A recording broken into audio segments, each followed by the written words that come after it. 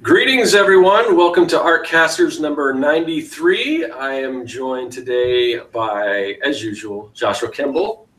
You. And welcoming back Cory Kerr. How you doing, Cory? Great. Thanks for having me on again. Oh, of course. So I think we last week we did this. We kind of started off by getting some of our URLs and stuff out of the way in the beginning and the end, because some people don't stick all the way till the end. So let's just kind of go around and tell everyone where they can find us at. So Josh? You can find me by looking up Joshua Kemble with a K on YouTube.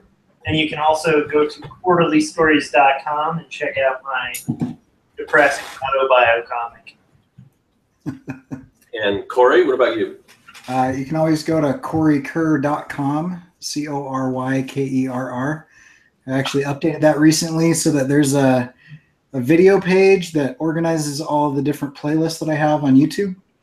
And then social media is on there as well. But I spend most of my time on YouTube, Instagram, and Twitter. So and those are all on corykerr.com.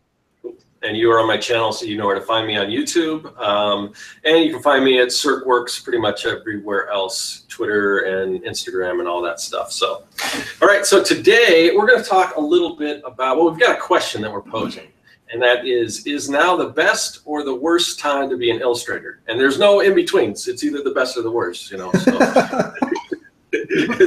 It's black or white. There's no gray in this conversation. It's up for debate, but you can only have one answer. So no. So I'm a little older than these guys, but I've seen this industry change quite a bit. And some might say it's for the better, some might say it's for the worse, and maybe there are a little bit of both. But I just kind of want to kick around that topic a bit and kind of see where we land. But it was kind of sparked by when I invited Cory on. I asked him if he had any topics that he wanted to discuss, and he's got like a list of things that he shared that he that he's keeping for when he does videos. But one of the ones that stuck out was I forgot how you phrased it, but it was something about gatekeepers. Yeah. So talking about the death of the gatekeepers. Yeah. Kind of. Where I was going with that is that you used to have to almost win the lottery to gain an audience. Oprah or some gatekeeper of some kind would, come down from above and grant you access to the public. And that's not the case anymore.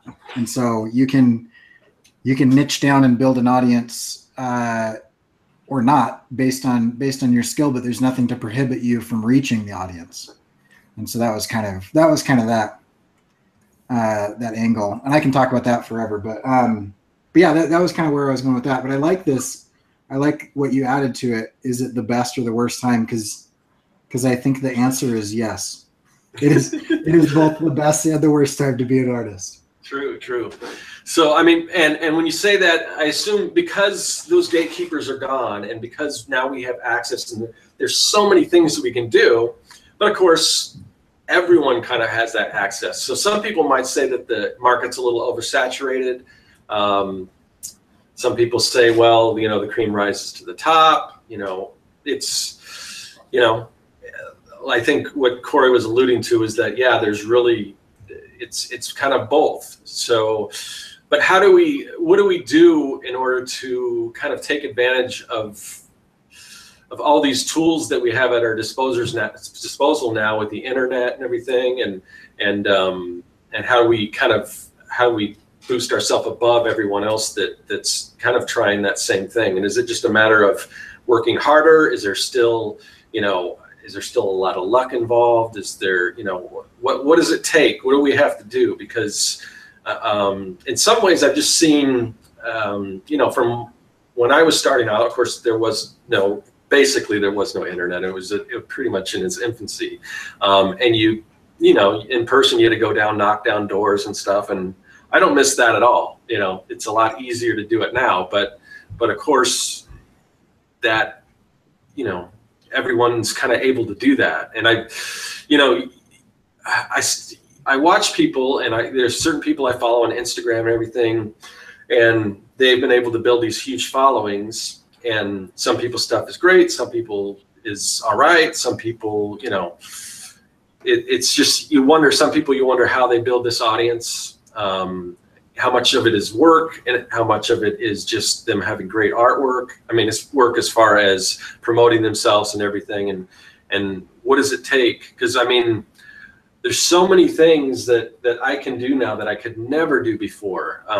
Like if you've ever taken a look at my shop, I mean, all the different products and things, I'm able to create like t-shirts and have them drop shipped with my logo and everything, and not, besides just designing it, not having to do any of that stuff. I couldn't imagine doing that back then. I mean, I remember having friends that wanted to go together and, you know, create a t-shirt company or whatever way back when. And you would have to basically, you know, buy all the screen printing stuff or pay somebody to do that for you. You know, you'd have to do all that distribution stuff yourself. I mean, and that's just one thing. That's just t-shirts. There's so many different products and things that you can do. It's, even though there's so much stuff out there, it's a lot easier to advertise yourself. But yeah, I mean, I don't know. I'm kind of curious what you guys think as far as, you know, is it better or worse?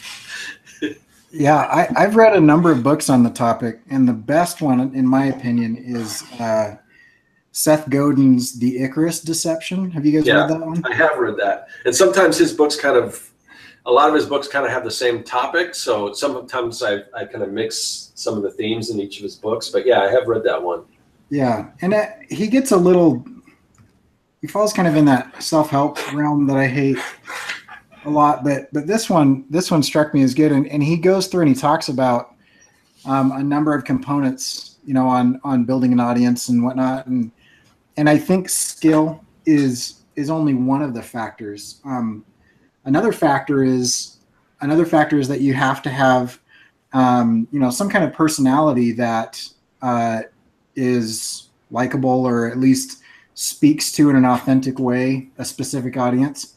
But he goes through the history of it, and it used to be that there were 3 TV channels, you know, yep. And you know, you had the entire world watching one of 3 television shows at any given time. That was it. And then cable TV came out and fractured it into a million pieces, and then you had streaming come along, and then the internet and everything. And so his argument, which I think is a good argument based on some really weird stuff that I've seen, is that the more you niche down into a category authentically, the better chance you have of building an audience. And so if it feels at any point in time disingenuous, like, for example, Scott, if we took your channel, if you didn't actually care about science, people would just know that. They would feel that, and it would feel like you were trying to cash in on something. But because you actually do, you know, have a love of science and scientists and everything like that, it feels like you are niching down into a category where you belong, and it feels right. And so I think authenticity, niching down, talent, and then there's kind of that X factor. I don't think there are gatekeepers in the traditional sense of, you know, like the nightly news, or you know, a single figure like an Oprah, or you know, something like that. There are no longer these gatekeepers, but there are still social media influencers. And they've built their audience however they've built it, but actually having them pay attention to you is a factor. So when they measure things that go viral, which is a term that I hate, but when they measure stuff that really picks up on the internet, it's time. Somebody who has shown up for a long time, plus somebody who already has an audience kind of saying, hey, check this out. And then that usually is the impetus to something going viral. That doesn't mean you can't do it without that. But most things that go like gangbusters and explode typically have that formula of super niche, somewhat interesting within a specific topic, and then somebody coming in and promoting it or making mention of it or something. Yeah, and that's something I think I need to really, seek out, is, because there's got to be tons of like science vlogs and things like that who may be interested in what I'm doing. And, and I did that when I ran my Kickstarter. I reached out to some blogs, or not blogs, but blogs, and had a few write-ups and things like that. But that was kind of based on, like zombie vlogs or 80s nostalgia vlogs and things like that. But I think that's one of the things that I need to do as far as, marketing myself, is kind of reach out to some of the science vloggers and things like that, because there's got to be. I just haven't looked into it yet. But I think now I'm sort of a point where I've kind of built, I built the store and everything like that, and with a little extra work to my website, I think it might be something that might be of interest. Because if you got something good going there, I mean, the bloggers, they want, and like you said, the influencers, they're looking for content, that they can share. Because really, that's what sparks everything. They're looking for new things, because they don't want to, just like when we're trying to come up with topics for this, we're always open to anything we haven't talked about before. So yeah, that's definitely something I want to work on. But as far as, just Gatekeepers, another area that for us as comic book creators, sure, there are still, your typical, or your, what's the word I'm searching for? The big two. Well, not just, I guess I'm not even thinking comic books. I'm thinking not comic book publishers, but, traditional, publishers, whether it's books or whatever. If you want to do children's books or comic books or whatever, yeah, there's still kind of a gatekeeper to get in there, but that's not your only option. Whereas before, self-publishing was a possibility, but it was, you've got your Eastman and Laird and things like that. But typically, trying to self-publish your own comic book and get it distributed and all that back then, it was near impossible. But that's not really the case anymore. Yeah, there were no trails blazed at that point. There were no mechanisms in place to do it.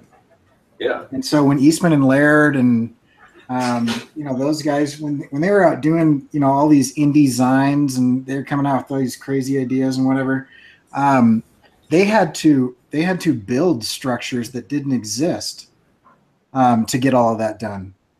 Whereas now, if I had a finished comic, I could go to Image and Dark Horse and Boom and Omni and all kinds of people and say, hey, here it is. And there are, I feel like there are hundreds of people that already have mechanisms and structures in place to make that happen. So I wouldn't have to I still have to build an audience, and I still have to build my skill set, but I don't have to build the mechanisms to deliver that necessarily. Yeah, and even now with and it's not just publishers, and it's not just like the manufacturing, but just funding. Whereas before, you may have to go to a venture capitalist or get a loan or something like that. Now you can take your stuff, if you have an audience in place, you can take it to Kickstarter or Patreon or whatever. So it's like every single thing that was a barrier before has pretty much been knocked down. But now the question is, how do you reach enough people that those avenues are more open to you, I guess, I feel mixed a little bit about some of this, because I think the avenues have changed and the tools have expanded. So we have more tools, we have way more capacity for making product and easy access to making a product. But at the same time, I don't feel like that necessarily means the gatekeepers are gone. For instance, with, you were mentioning Image, it's not like you can just walk up to Image and go, hey, I've got a book. And right. They're going to go, oh, cool, we'll publish it. There's still a gatekeeper at Image. There's still people you have to know, and and I've talked to a lot of people, especially when I lived in Portland, because there's 3 pretty big comic publishers there. And at least from what I heard from the people at Dark Horse and people I know who've been published through Image, they usually say, if you send using the submission policy on a site, it ends up in a room. You know, it's just on a pile. Like at Fantagraphics has the same thing. They have like apparently a big stack of envelopes that just never get opened. So it does. There still is a gatekeeper in certain industries, and even with like vlogs and blogs and the internet community, there's still gatekeepers. You know, it's just like I feel like on one hand it's a lot different. On the other, and it's definitely like you have access to do more if you really want to, you know, than you ever did before, I think. Like, especially like what you were saying, Scott, about shirts and stuff, you know? But I feel like it's not like all gatekeepers are dead. Like, relationships still matter, you know?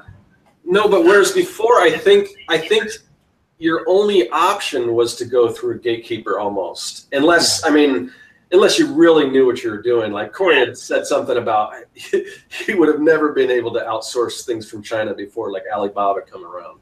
So, and I just got some products through them as well. I mean, that's like.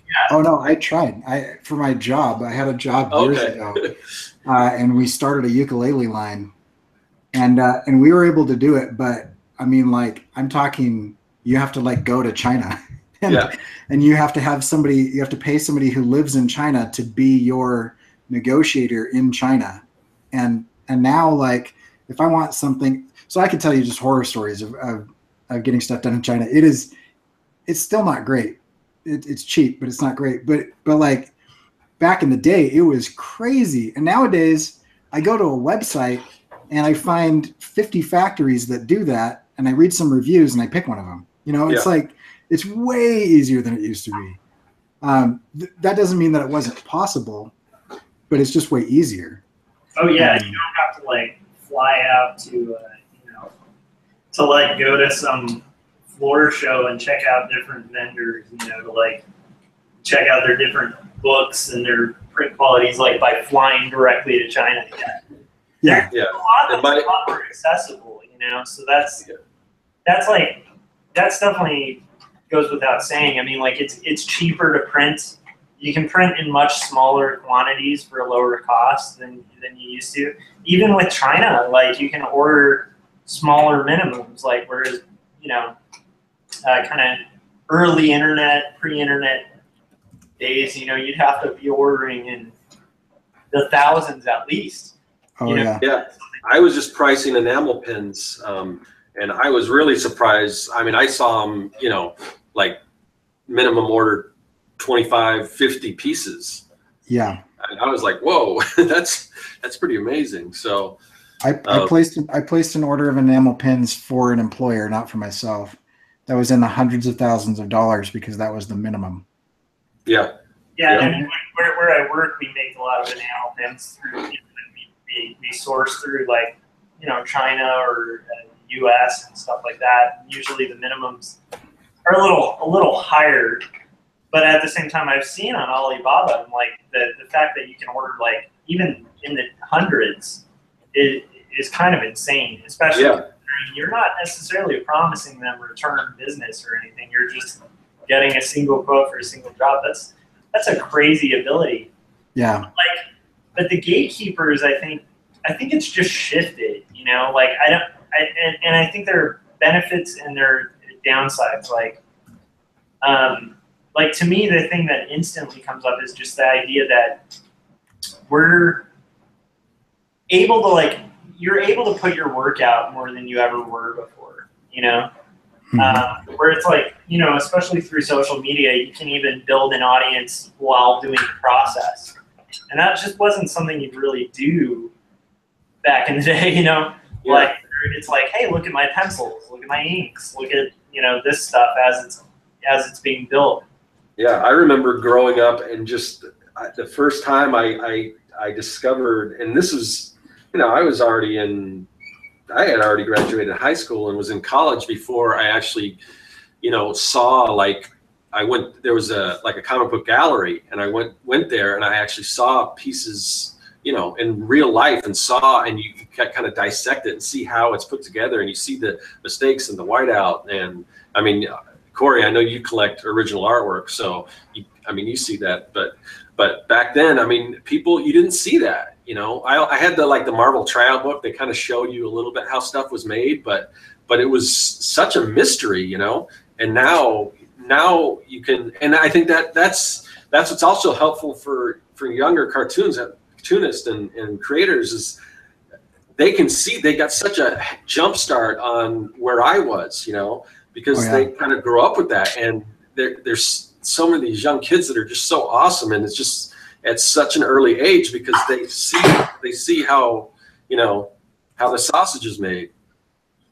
And on the flip side of that, since we're talking about is it good or is it bad, right?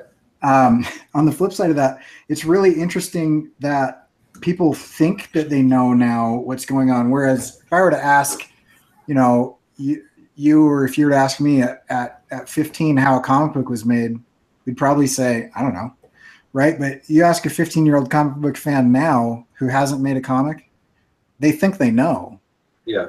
And they don't. And it's like, well, no, there's actually a lot more to that you're totally unaware of. But because of this idea of transparency, because transparency doesn't exist. It's just the I don't know, the hologram of transparency, what everybody chooses to put out there. There's still a lot of filtration that goes on, even if you're just unconsciously saying, I don't want to share this. And you think, like, I remember I follow several creators really closely, and I own several of their pages. One of them, Scotty Young, I don't have a page from him yet, but he said, I've been following him for a couple of years now. And I remember it was like a month or two ago, he said, hey, I've never showed you guys this, but this is what it looks like before I start sketching. And it was this awful looking blobby scribble. And because I just thought, even as an artist who had been doing it for a number of years and following him closely, and he shares his process, I just thought he was just an amazing sketcher that just knew exactly what was going on and just did it until he showed that piece that he had not shown for years. And so I think there's this assumption that, you know, that you know what's going on before you like fight through the process yourself or whatever, which I think can be a hurdle.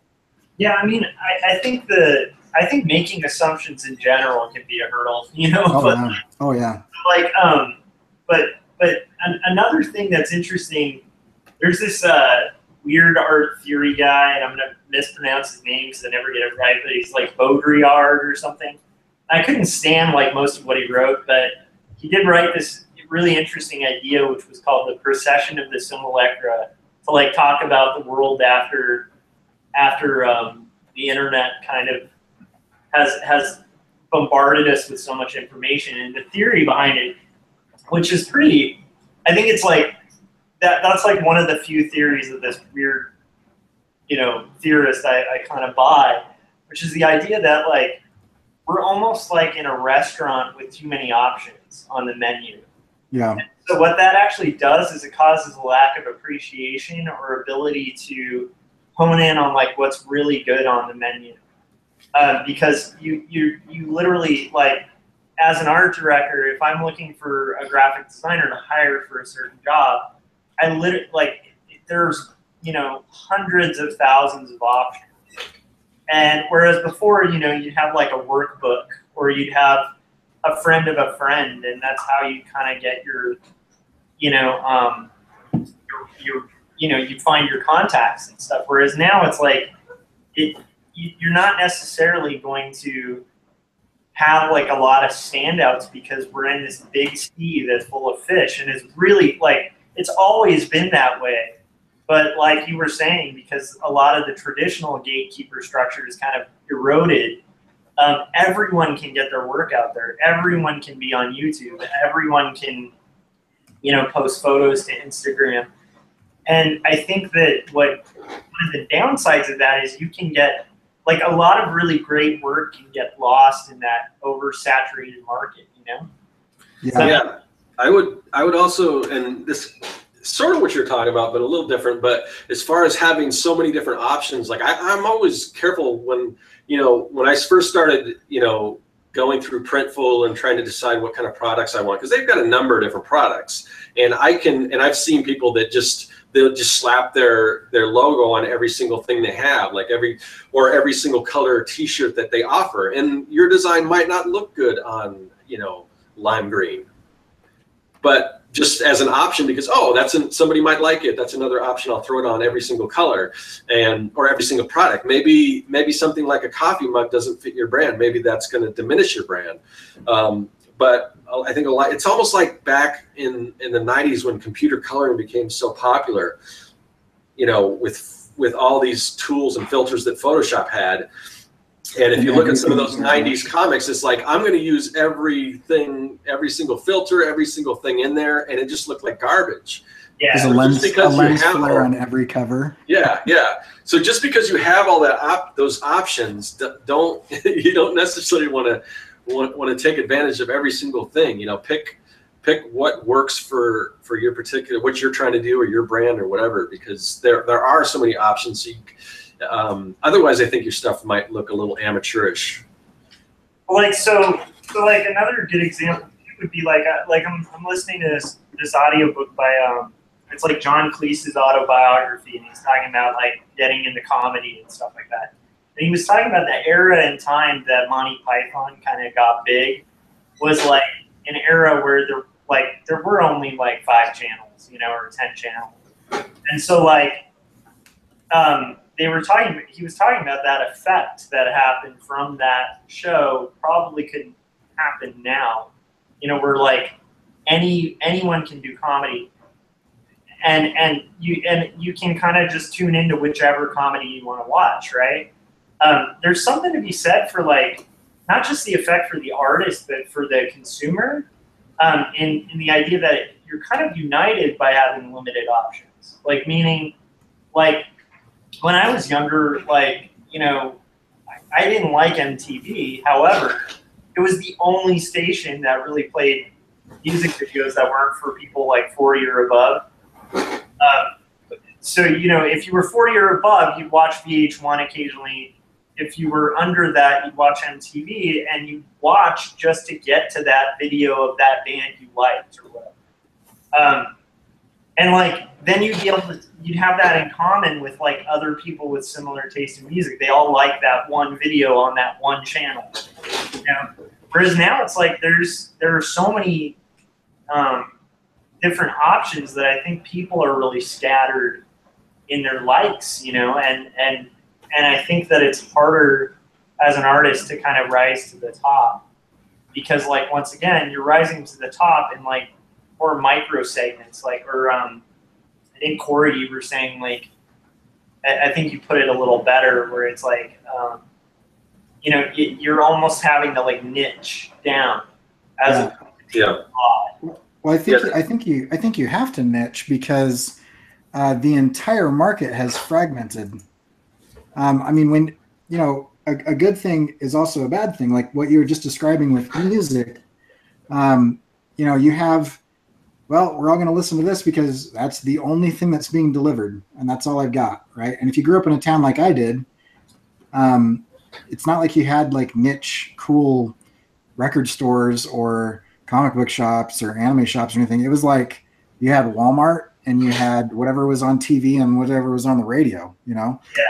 And it barely, when I was getting into, and this sounds bad, but this is the option at the time, the only way you could get anything that wasn't mainstream was by pirating it.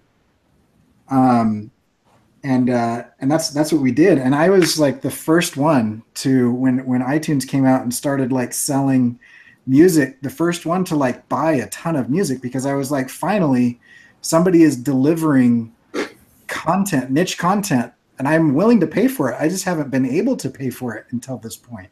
Yeah, sorry, go ahead, Cory. No, yeah, and so I think the upside of that is that, yeah, like we all knew the same songs in high school, and we all, like, there was some unity to that, but like the downside was the market was boring and choiceless, and so there wasn't a lot of variety, and there wasn't a lot going on. And I mean, I remember, you know, like one of my buddies learned about Soundgarden before Soundgarden hit it big, and and we felt like the coolest people ever just because we had heard of a band that nobody else had heard of. And nowadays that defines an entire like lifestyle.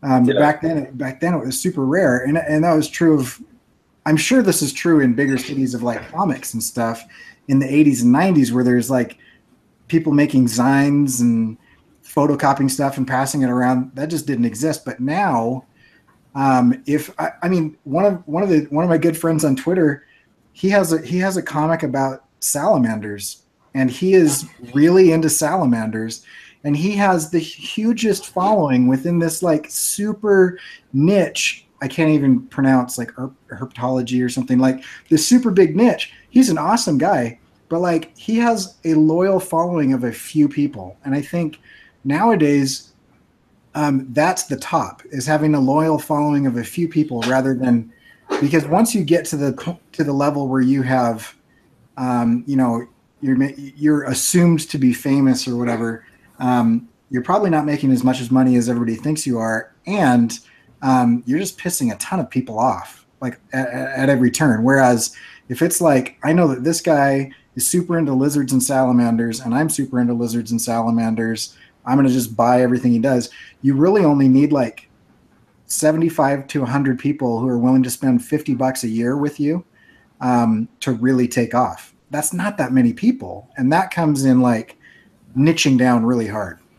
Yeah, I'd be curious to see how he kind of discovered his crowd, because that's kind of what I really need to do is seek out the people, because I know they're out there. And Comics Legend said the market is oversaturated, or is saturated, which but I think like you said, Cory, I think that's the solution, is you gotta niche down, because I was able to get the URL madsciencesupplycompany.com because no one else had it, and right. I was surprised when I got that, So, I mean, there's not, in some ways I kind of do what a lot of people are doing. I mean, a lot of, like Jake Parker draws a lot of robots and stuff too. And there's a lot of other people that draw mechs and things like that. But when I kind of tied it into this robots, alien, zombies and the mad scientist thing, that's sort of the niche that I'm trying to fill.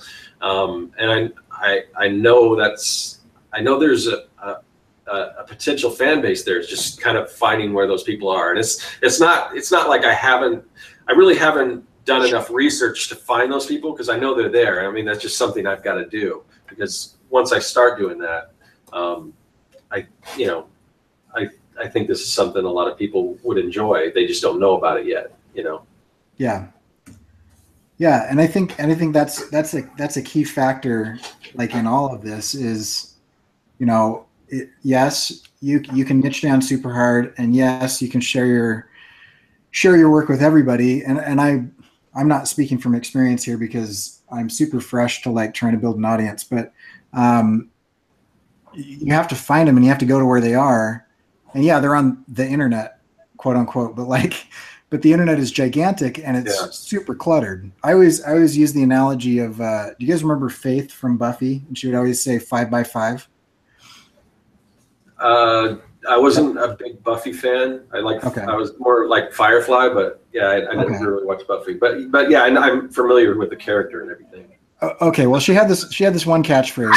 She would talk about 5 by 5, and it was, she would mean, yeah, everything's great. And what that actually is talking about is an old World War I radio terminology, where you're talking about your signal and your noise.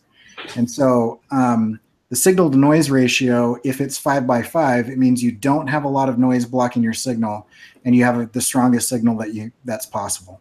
And the idea of that is that you can have a super weak signal with no noise, and it'll get through. But if there's a lot of noise, you would need a really strong signal. Optimum is 5 by 5, which doesn't exist anymore. There's no environment in any genre, in any type of media, anywhere, where you can get no noise and a strong signal. It's just not going to happen. But what you can do is you can say, within this particular niche, there's less noise, because I've niched down. I'm not trying to reach everybody. And I can make my signal super strong. Or, I have a weak signal now because I'm just starting or whatever. I don't have an audience or whatnot. And so you can go find and specifically target. And this is where advertising and marketing and all that type of thing comes in, is if you can strategize, then in theory, you can kind of break through the noise with a really targeted situation. It's difficult to do for artists because I feel like we are looked down on if we do paid ads. Like we're expected to grow organically, and but I mean there are paid advertising campaigns. But I know people that will unfollow anybody that they see that's doing any type of paid ad. No, really? Yeah. Yeah, I mean, there's a couple of things there that, like, for instance, I mean, if you were going to try to advertise on television, even now today, I mean, you can't afford that. But No. Facebook ads, as much as I complain about Facebook ads because, you build an audience and then they make you pay to advertise to them. But as much as I complain, it's not super expensive. I don't know, I don't know how I've only tried it a couple times when I was doing my Kickstarter. But I hear from a lot of people it's effective.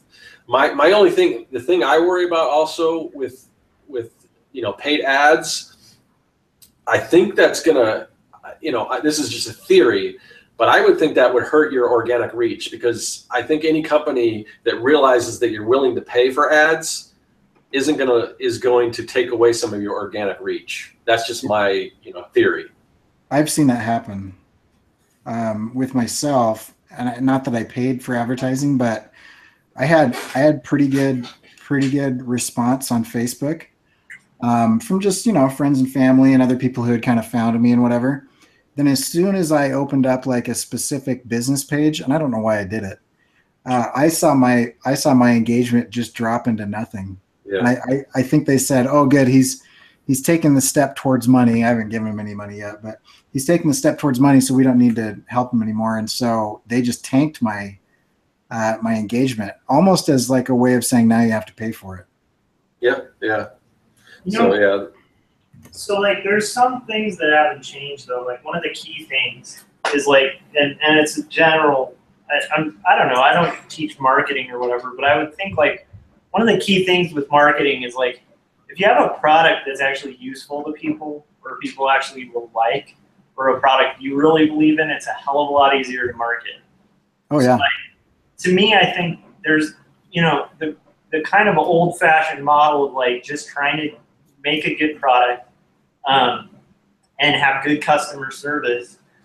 Like those two things, like, will make it easier for you to market and find your niche. Because, like, once again, if you're trying to make something good, I think that you're going to probably end up making something that's more in your wheelhouse, like, for instance, like, if I were to do, I'm trying to think of, like, a genre I don't know. If I were a musician and I were to play music and I wanted to write something good, I wouldn't be writing, like, neo-country music, you know what I mean? Yeah. But if I were just thinking about crass marketing in my area, maybe that would be a good idea, like doing country music. There's a heck of a lot of people who like it in my area. So it's one of those things. Oh, nice. Crazy. Yeah. So there's a heck of a lot of people who I think like might get into this thing and almost like jump the gun on marketing before they really have a product to market, And I think, Sorry, go ahead. I think it's important to like build your audience organically and stuff like that, but like make your stuff first, make your art first, get that. I think I'm in the position where I finally got to the point where I have a decent amount of products. Now I got to kind of figure out how to market them, Yeah. Well, I'm glad that you brought that up, Josh, because I think the three of us were just kind of assuming that that's a given, because of course, but it is important. It is important. Like before you do any marketing or even have a strategy, like you've got to be good. And I heard, because I used to teach an advertising class. I haven't in a number of years, but there's this guy, and I'm forgetting his name, but he said good marketing doesn't sell. He said it just draws attention. And he said, I can promise you that if you have a bad product, that if you come to me, I will kill it, because I will give it attention and it will die immediately.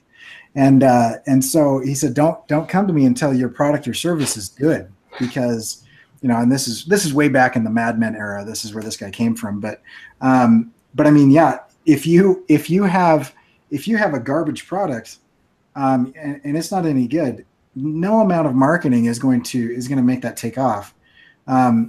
In fact, you'll be doing yourself a huge disservice. And that's another thing that I've read a lot, is that in that gap between before you find your audience, while you're getting things figured out, it's kind of a blessing that no one's paying attention to you, because you have the opportunity to like get better, and work out some kinks with a few people. Yeah, another thing, going back to the niche thing, is like, say you have a product that, you know, somebody might look at it and say, as a mass market item, this isn't going to sell. I can advertise it, but it's not a good product. But there may be a certain niche that might want that product. Like, I've seen people go on Shark Tank, and, you know, the sharks, they're like, no, I can't make money off of this, so they don't invest in it. But then somebody on TV sees it, some smaller company that knows that niche will contact them, and next thing you know, they're making a decent amount of money off of something, because of that, you know, they were exposed on the show. They were able to market that, even though, you know, it probably wasn't a big enough market for those investors to invest in, but yeah, somebody might like it. So it's not always, if it's a bad product, it might not just be, it might be the right product for a certain sect of people. Right. I mean, and if you're looking at like angel investors and stuff, I mean, they're looking at, okay, is this going to sell enough units if I place it in every Walmart in America? Right. And it's like, well, you know, maybe there's 5,000 people that would buy it in America. So no, that would not work. But if you could find, you know, 2,500 of those people, well, then you're sitting pretty. Yeah. Yeah, and I think that like to me, like I think it's always going to be important, like especially if you're like, you know, interested in, I think, the kinds of things we're interested in, which are usually countercultural, you know. It's like you're not gonna. You really do have to start kind of strategizing and start thinking about outside of the box. And I would almost say, like, we probably even have to start thinking outside of like Seth Godin, because like everyone in our field is reading Seth Godin. You know what I mean? Right. And they're gonna try the Godin thing, and everybody's looking for the 1,000 true fans. But not everybody who's doing geek culture stuff is going to like science related exhibits and boothing, like you were talking about or thinking about, you know, Scott, and like directly addressing like the niche that you're trying to get into. So like finding stuff like that's a little outside of the box from like, you know, everybody's going to post on Instagram, everybody's going to post on Facebook, but is everybody going to go, you know, I don't know, like send an email to Radiolab and be like, I do science geek stuff, like check it out, you know? I think there are certain things that like haven't changed, and I think that's one of them. Like, you know, Jeff Smith, when he put out Bone, the internet wasn't really a big thing, you know? And like he got rejected by a lot of people, and then he was like, fine. And I think he took out a loan and started cartoon books, and his wife did the accounting.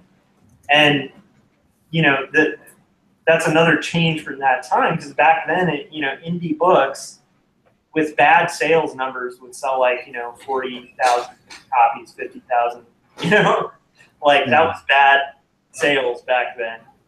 And so, but at the same time, to like get it out there and like just kind of like try to find a way around the gatekeeper, that's always been the case. And we have access to so many tunnels around the gate, you know, right now. I don't know. I think it is good to like look for tunnels that other people aren't looking at, you know?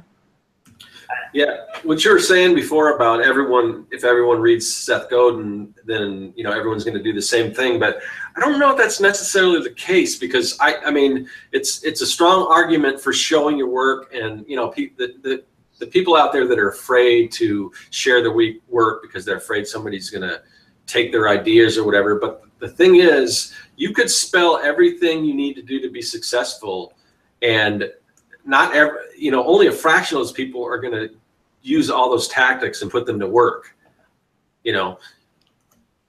That's very true. Yeah. So I mean, if you're, I could pretty much tell you everything that I need to do in order to make my product sell and everything. And some of it I can't do because I don't have the time. Some of it I don't have the resources or whatever. But or maybe I'm too afraid to, risk certain things in order to do that, or whatever. There's so many different factors.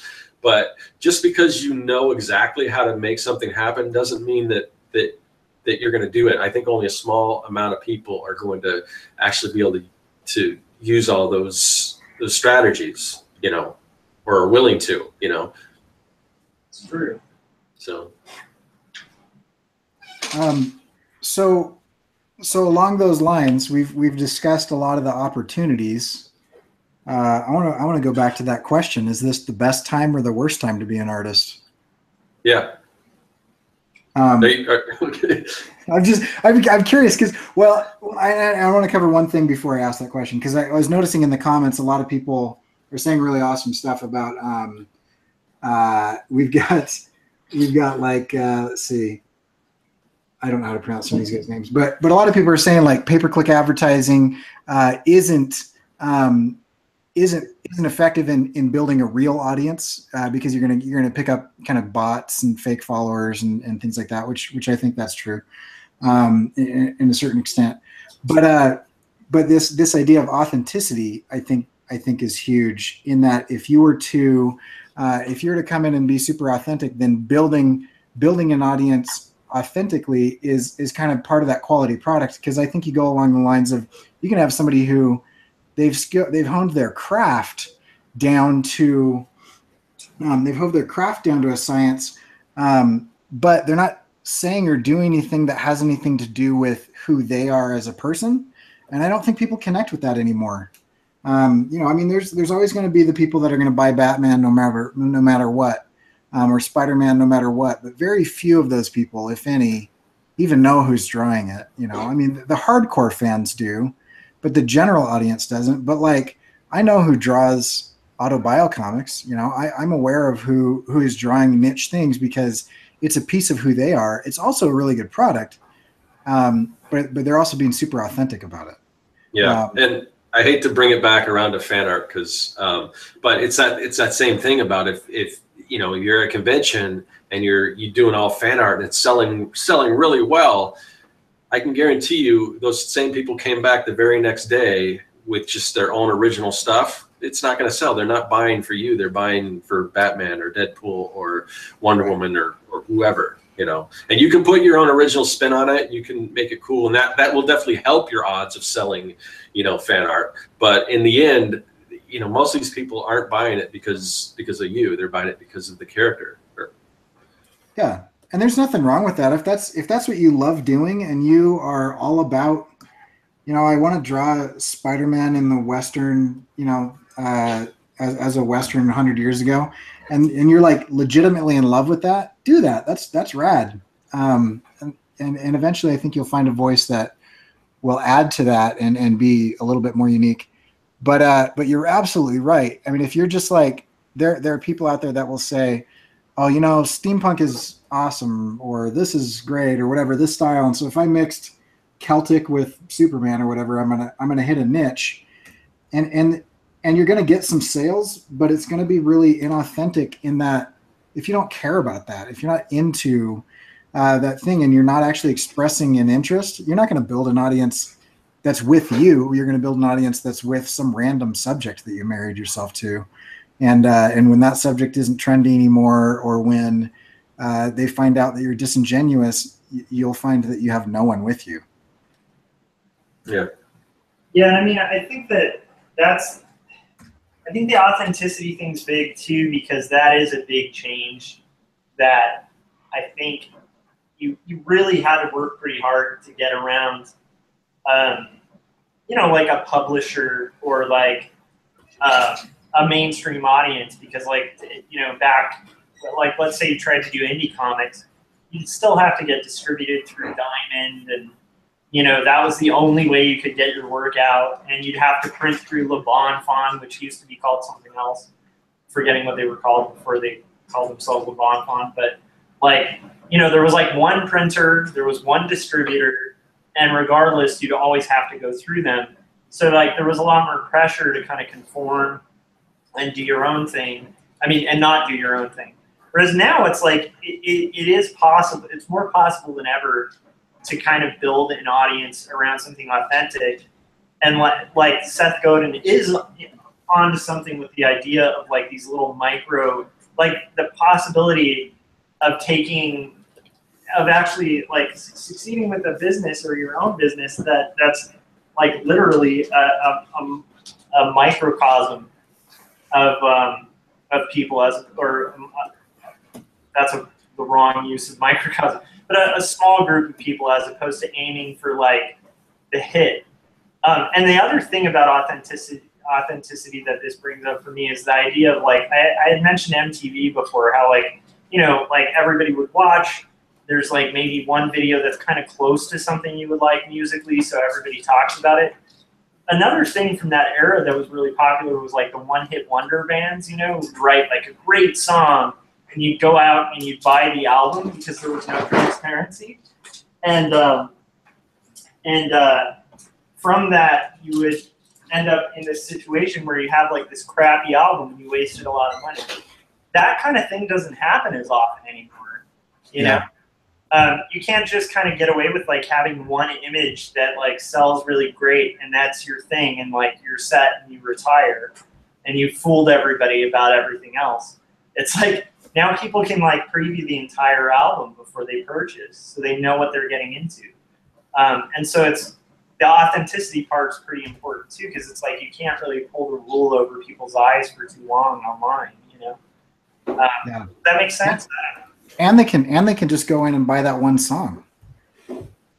And so, you know, you've got to not just do one thing that's good, but you've got to consistently produce good quality stuff that continues to grow and reach and move, because they can cherry pick things like they couldn't before.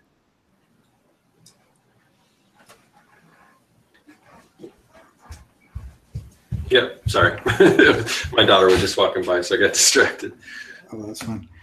So anyway, so there are some huge upsides to this new landscape, and there are some huge downsides. I mean, I remember. Oh, here's a good segue. I was in video a long time ago. I don't claim it anymore because I never had enough love for it to be a craftsman of it. I did it and it paid the bills for a while. But I remember everybody that I worked with. I was working in this little production house over in Spokane, and this is around the time when to get HD quality video, you had to spend $120,000 on a camera. It was a big, giant broadcast camera. It weighed 23 pounds, and it was the only thing that wasn't like 35 millimeter or 16 millimeter that would give you like HD quality video. And then Panasonic came out with a $5,000 camera, and everybody that I talked to, everybody that I worked with, they were like, this is the end. It is over now. You know, now that you know, the masses can shoot HD, we're all out of work. You know, it's all gone and it's all over. And I feel like a lot of times that happens with any technological advance, you know, where you have the internet or a Cintiq or whatever. Like, you know, people said years ago, oh, ink is dead, and there's still tons of people that do traditional ink in comics. You know, it's legitimately slower, but like there are a lot of good reasons to still do traditional ink. But like that was like this idea of like it's over, it's gone. And then what we found that you still have to be good at it. Like just because somebody can buy a camera doesn't make them a filmmaker, and just because they can buy a still camera doesn't make them a photographer. Just because they now have the affordable ability for $5,000 to shoot HD, it doesn't mean they're going to make anything that's worth anything. And so I think that's both a huge upside and a huge downside, because the customers, it took them a while to realize that, because we got a lot of like, oh, well, my nephew, you know, he bought this thing, and so I think I'm going to hire him. And it's like, well, yeah, hire him and then come back to us when he makes something that's complete garbage, because, you know, some sophomore in high school that, you know, has a rich lawyer dad that bought a camera, they're not going to, you know, I mean, we have a whole crew of seasoned professionals here that have been doing this for, you know, 25 years. So there's going to be a difference, but it was just funny to see that freak out. And so now I don't freak out as much. Now I'm like, oh, I mean, I'm interested to see how that's going to change things, because it will change it, but it won't kill anything. Yeah, but it's also a benefit to us, because we can, that camera that you're talking about, I'm not sure how long ago that was, but, you know, 2004 or 5. Okay, well, maybe a little before that, but I got a camera in my pocket that could probably do pretty close to what you could do with some of those cameras back then. I mean, it's just amazing. So, oh yeah, the barrier to entry is also a big thing, because we can do things ourselves. And, you know, a lot of times I think, oh, I'm so fortunate that I am a designer and an illustrator, because a lot of people, you know, they really need that. You look on YouTube and you look at some of the thumbnails and stuff. I'm like, man, I mean, they look horrible, and sometimes it doesn't matter because people click on it anyway. But there's so many things that when I'm marketing myself or whatever, just the fact that I have those skills, that I don't have to sub that stuff out, and I have an eye for that stuff, that I'm kind of saving so much money. But a lot of people that don't have those skills, they maybe not recognize what it really takes or what's good, like you were saying. And I think educating people is a huge thing, because people will often go for, you know, whatever the cheapest is. And I don't know, it's the people that maybe have the budget or could afford to do it if they wanted to, if they realize what it was worth. I mean, I understand there's people that are like, you know, I got to do whatever I can do, because I'm just making a go at this, and I have very little money. But there's so many people that they just don't see the value in it. They think they can go to Fiverr and pay for, you know, a logo or whatever, or branding on there, and then it's, you know, and, you know, they're going to end up, they're Nike swoosh and they get sued. Yeah, well, it's true. Yeah, I mean, most of that stuff is just stuff that's stolen or whatever, so they're taking that risk as well. But yeah, I mean, it's just like, but that kind of was always there. You know, there are always people, even before the internet was as big as it is now, that, you know, they'd want to get as cheap a deal as they could, but they might not know where to get that. Now they do. So, and I'm glad that they do. I've come to realize this, that I don't have to worry about that. Yeah, because at any point in time, I can always tell somebody, I do a thing where it's like, you know what, I'm gonna take this job because I love it, or because it pays well, or because both of those things, right? But I never have to like take a job that I don't love and that doesn't pay well, because I can always just say, you know, this is what I charge, and that's what I've got. And there are plenty of people out there that will do lower quality work for cheaper. And so if your budget doesn't meet what I'm asking, then that's totally okay. We can still be cool, and you can just go get an inferior product from somebody else.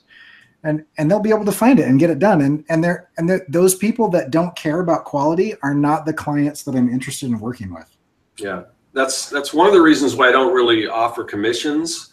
Like, I do sketches all the time, and if somebody wanted, like, if I have a sketch, if anyone sees a sketch on my video and you like it, let me know, and I'd probably sell it to you for fairly cheap, you know, because it's just something I created for myself, and it's kind of just sitting here.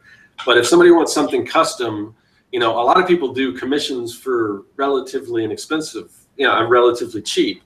If somebody wants me to do a commission, it's not going to be cheap. So I'd rather than even advertising that, I just don't, because it seems like most artists, or kind of maybe have the same size following or whatever that I am, are, you know, offering commissions and things a lot less than I would charge, just because I don't have to do that. You know, part of it's because I got a full-time job and everything like that. But, and, you know, it's kind of a hassle, you know, and so I just don't offer it. If somebody, it's not out of the question, but I think a lot of people could go to somebody else and have them, you know, do a commission from somebody else and get a lot less than I would charge for something like that. So, like, I mean, when I used to do T-shirts, I would charge more than a lot of T-shirt artists, and my explanation would always be like, here are the shirts that I created that the company was then able to sell at Urban Outfitters and sell at these different retailers, and they were best sellers. How's that price point that you've been paying your artists been working out for you? It's been working out that well, you know? And it's like, because like I was like, you're not just paying, like, because one of my abilities when I was doing T-shirt design and when I do graphic design, I'm not the best designer. I'm not the best illustrator. I'm really good at framing, and I'm really good at concept. And so, like, the fact that I'm decent at execution, at the time I've gotten better at execution, but at the time my strength was like, I will give you a concept that's going to sell it. You know, so like, and I have a lot of experience doing this. I've worked with these big companies, you know, so pay what you want, but this is what I charge. You know, so pay whoever you want. If you can get somebody to do it for $10, great. If that works out for you, hey, great. You know, but this is what I can offer. And like, I mean, that's something that I think that inevitably, like, there's expertise involved. Like I kind of want to just touch on what you were talking about, Cory, with like when Photoshop was first kind of a big thing, and every comic just looked like a rainbow threw up. You know, like unlimited palettes. They were just like, oh, I'm gonna just barf color all over the place, and then you'll notice like you know, great flatters like Dave Stewart and stuff just came on and like started doing like minimal palettes again. And the reason that there's a movement back towards minimal palettes, which were in traditional comics anyway, is the fact that it's good design. It's good to have a repetition of the same color on an image. There are like fundamentals that don't go away. And so what I would say in like this day and age where technology is constantly changing is don't be that guy in the 1990s who specialized in pressing the Photoshop filter button. You know, like, because like for a week or maybe even a year, you could get paid absurd amounts of money to like take a word with Arial, which is, you shouldn't use Arial, but with Arial, and you could just write like the business name and just put like emboss. Like, you could make pretty good money before everybody knew that it's just a click away from having something look embossed, you know?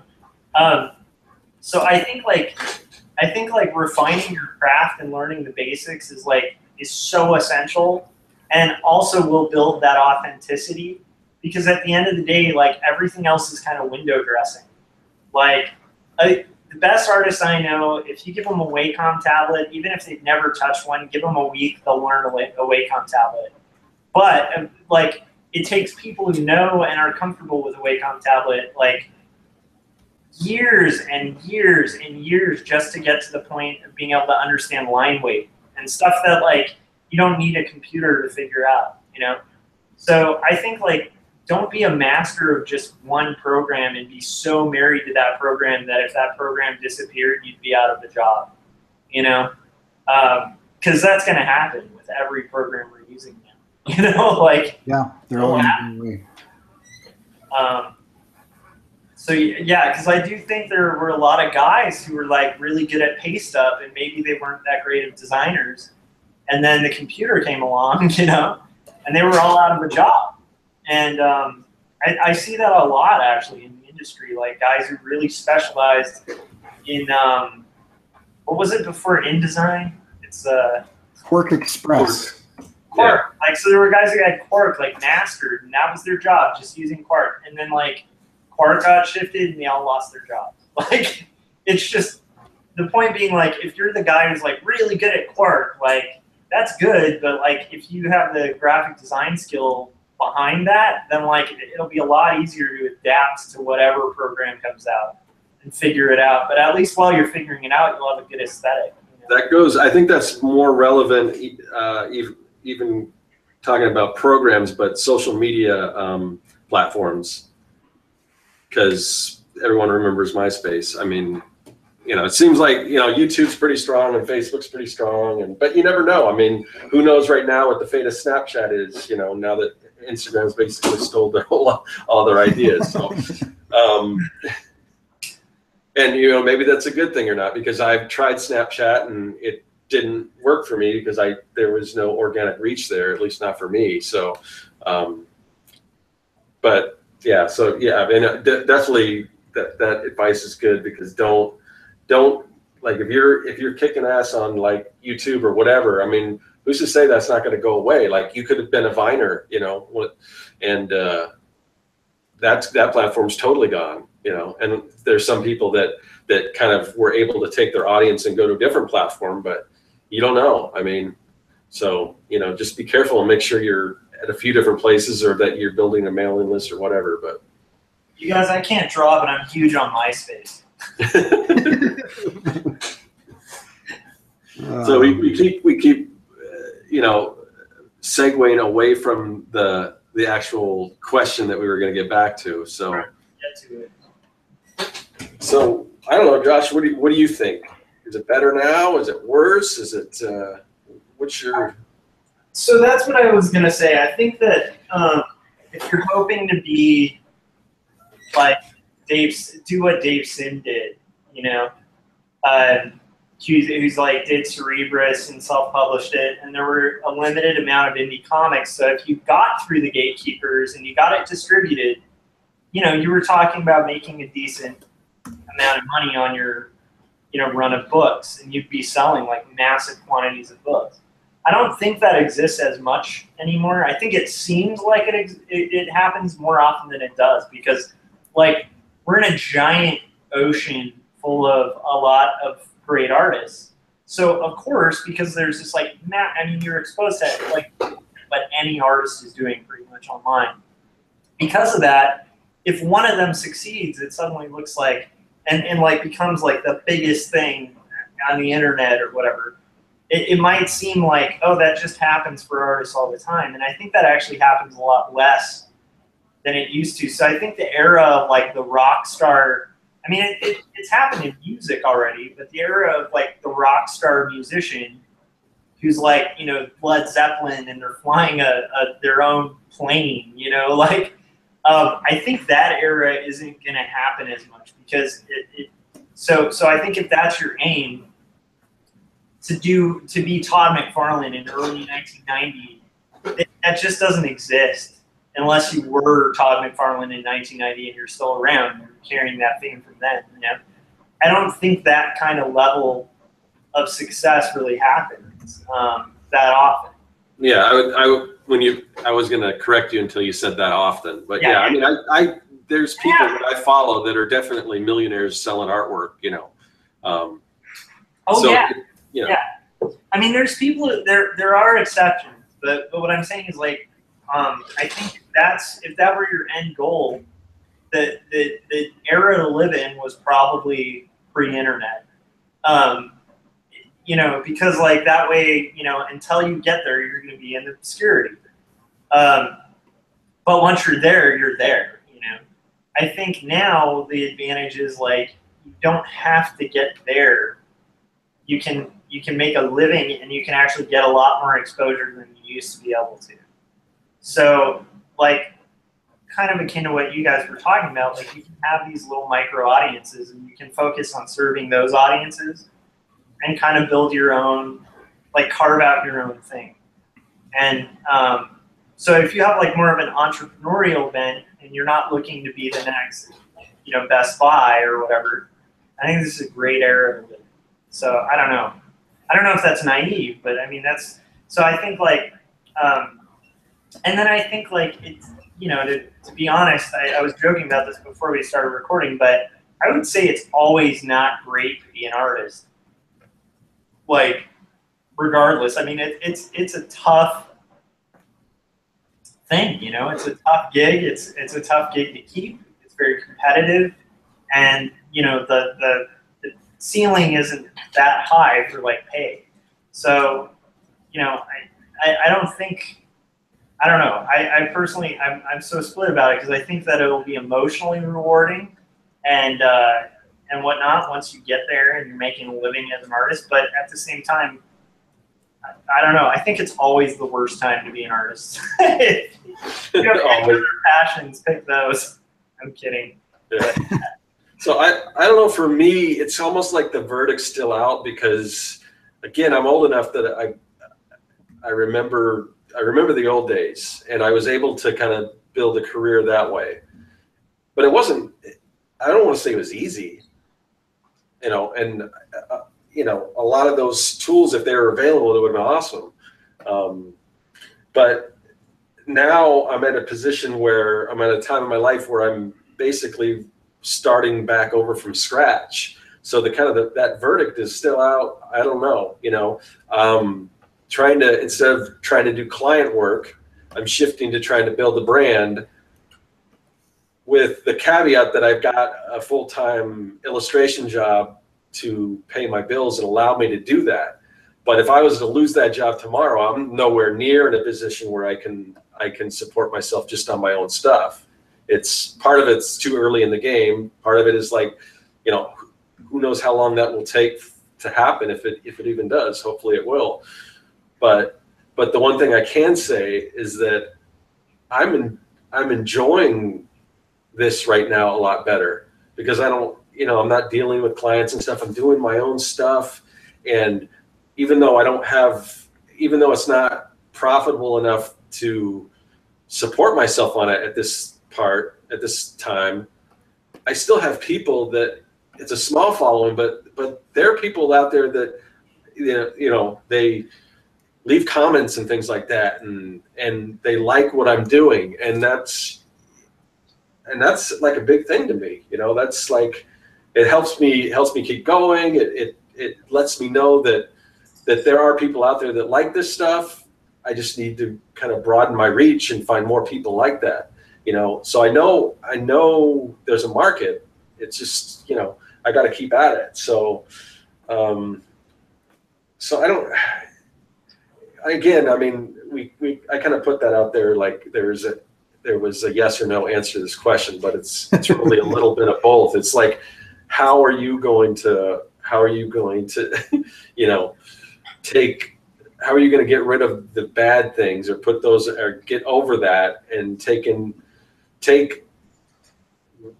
what's good about the time we're living in right now and how that can benefit you, and take advantage of it, and just kind of, I guess, go for it. I don't know. I want to get to Cory, but that brought up something that I forgot to mention, which is really important. Which is the coolest thing that I've found about this era in time. Like when I first did Numb, which was like the comic that I submitted for the Zarek and stuff, I remember pulling all-nighters for like, it was my first comic, so to do like 20 pages took me like 8 months or something. I mean, something ridiculous like that. And I was like working just night and day and feeling really isolated. And I'd meet other cartoonists and stuff or talk to them on the phone. But like, I remember feeling really alone in that process. And there is something to be said for the fact that like I'm able to, like, when I'm finished with these panels that I'm inking right now, I can post them online and get these little, it's almost like little pats on the back to keep going, And that's like a huge thing. Like, it's actually a really motivating thing. And I almost forget what it was like in a world before that, where you had little motivations, like people who could say, like, this is looking good, keep going, you know, rather than it being you, the artist, like laboring away at this thing and then finally presenting it years later, hoping somebody will look at it, you know? Yeah. That is really a cool, unique thing. So I guess that would make it better, you know? What do you think, Cory?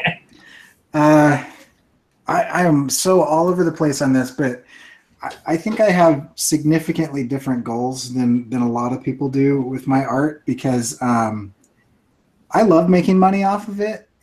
But mainly I love making money off of it because it's super validating. But I do it because I have found psychologically and emotionally that if I don't produce and share art, I'm really unhappy. I was, before I started doing this in 2012, 2013, I was doing design and I was doing marketing and I was doing all that kind of stuff. And I was really unhappy. Not really unhappy, but I was kind of hollow. Like I was just above content at best and just below content at worst. And then once I started doing this, I found that all of a sudden there was so much more depth and meaning to everything. Like it just kind of was like, you know, Dorothy walking out of the cabin, and like it's like, oh, things are in color. And so I would say for me, I think if your goal is to earn money, it's rough, and it has always been rough, and it will be rough for a little while longer. I don't think it will always be rough, because eventually all of the jobs that can be automated and done by robots will be, and creativity, when robots can do creativity, we're in trouble, and that's the end of human civilization as we know it. So there's a sweet spot in there where creativity is going to be really valued. I think it'll be awesome to be an artist right then. Yeah, financially.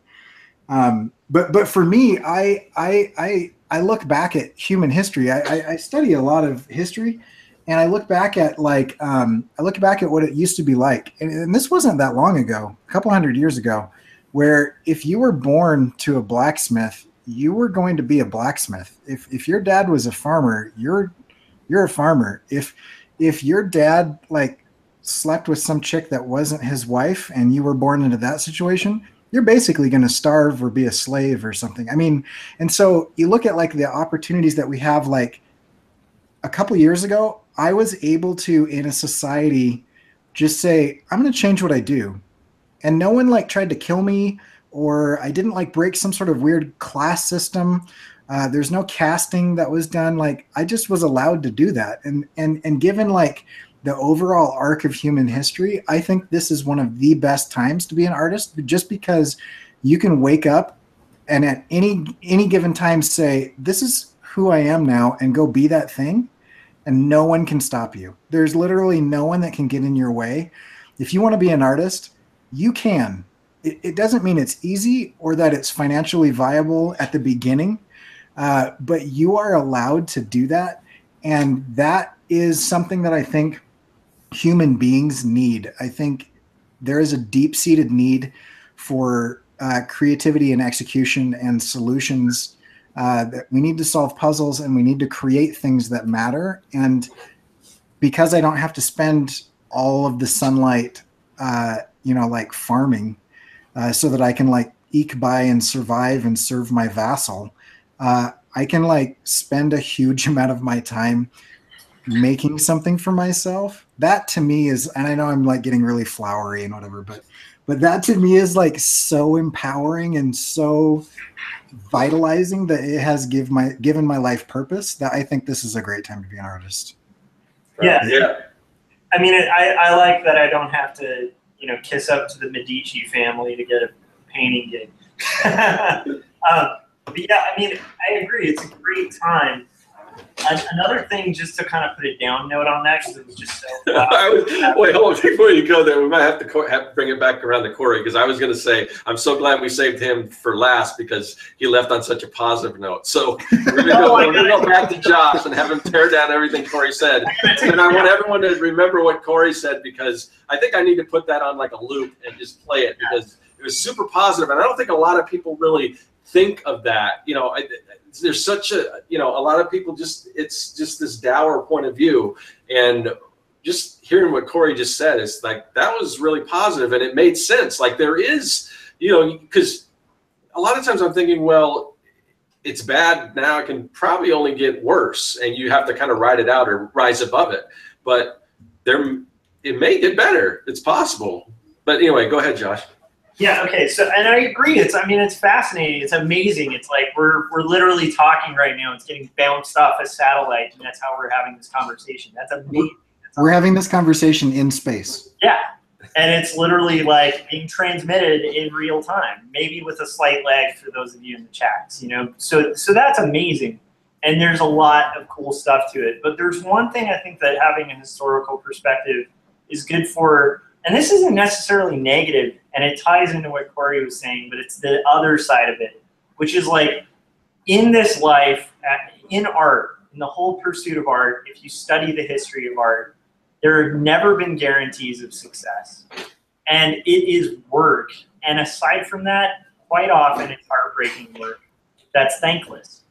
And yet artists throughout all of history, even in times where they were slaves or where they were like literally carving stuff into little clay pots as decoration. I mean, like, people make stuff and have made stuff with the intention of just making something beautiful since the beginning, since people could hold a tool, you know?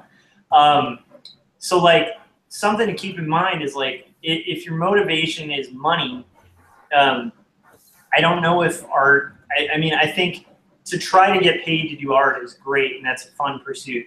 But if that's your end goal, I think you're missing out on the greater perspective of art and like the whole purpose of making something beautiful, which is kind of hard to explain, but it's kind of the pursuit that I think a lot of us are in. And I think that the idea of pursuing beauty, even if it doesn't necessarily lead to happiness, might actually be more important than just like being happy all the time. Because I don't think all artists were pursuing their bliss when they were drawing, you know? Like you read about the Sistine Chapel, Michelangelo didn't sound like he was having fun doing that, you know?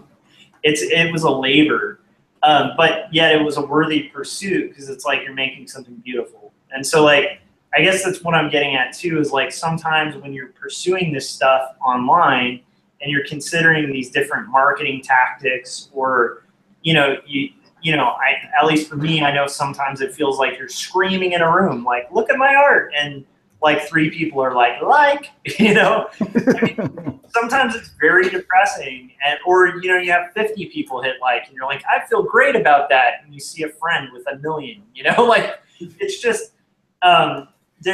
like, so if your goal is to get likes, I think that like you might feel dissatisfied, but I think if you're aiming for like beauty and to make something worthy and something that kind of fits in that history, I think that's like a good context to view things in too, because like I said, we're at a time where like you can go to an art store and pick up this pen, you know, you don't have to like grind, you know, you don't have to like grind a stone and like mix it with water and then you have your ink ready, you know, and like maybe go out and kill a bird and take its quill so that you have something to draw with. I mean, like, you don't have to do that stuff. It's really easily accessible. So with all of that advantage, I think that like once again, I think sometimes people are like, this can be a whole other topic for another show, but I feel like sometimes people are pursuing like comfort over pursuing good. And it's like, to me, if you're an artist pursuing comfort, you're going to stagnate and you're going to suck. So, you know, I don't want to perpetuate the whole tortured artist thing, though. You know, I don't think I'm not saying you have to be tortured. I'm just saying that if you're looking for a road that's easy where everything's paved, like, you know, that's just not how great things are made. That's just not. That's all I'm getting at. Not like that you have to suffer all the time, but it's not always fun. You know. Does that make sense? Yeah, definitely. And I think it's important to understand that like anything that is worth doing is going to. I have this theory that I think I've done enough research to at least prove it to myself. But I have a theory that that happiness and joy and satisfaction are the same thing as suffering and pain.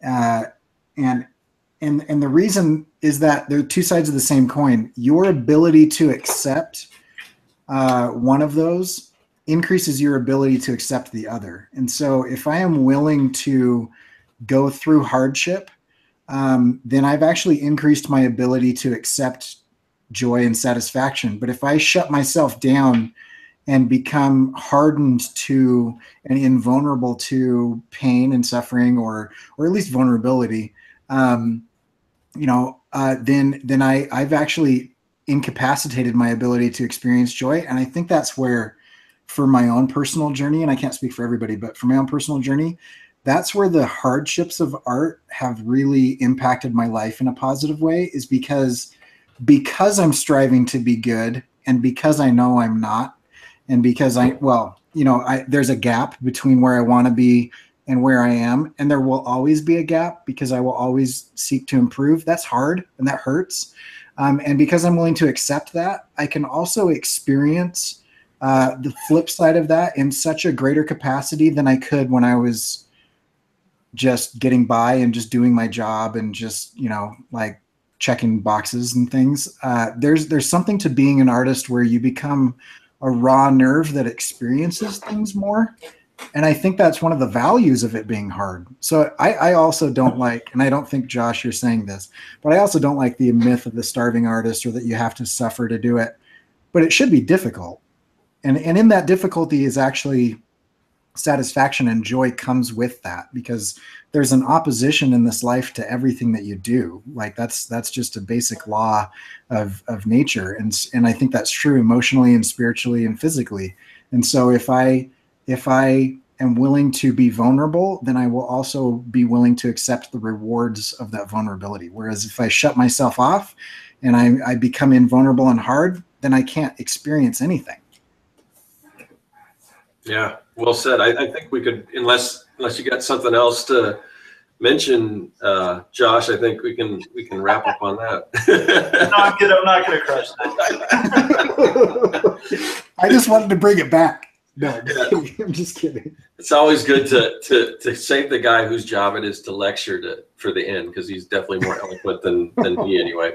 But so that I think that was a good topic, and I like the way we kind of brought it around and left some positivity there and some stuff to think about and everything. So yeah, let's tell everyone once again where they can find us. Josh.